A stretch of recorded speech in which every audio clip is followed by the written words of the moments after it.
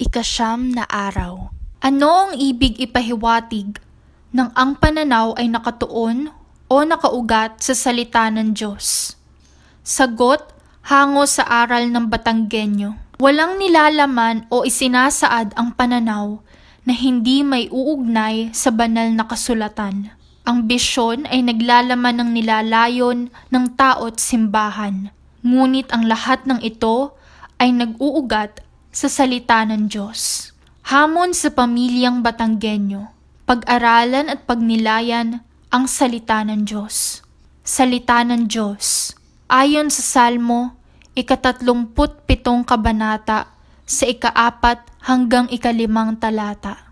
Kayawi mo hanapin ang kaligayahan at ang pangarap mo'y iyong makakamtan.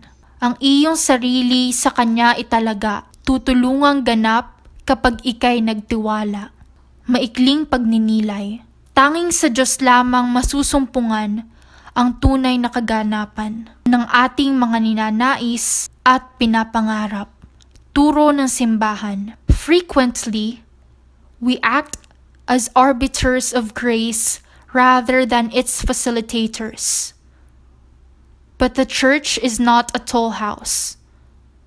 It is the house of the Father, where there is a place for everyone, with all their problems. Panalangin, poon, walang nagmumula sa iyo na di mabuti. Buong puso ko pong itinataas ang aking pagtitiwala sa iyo. Amen.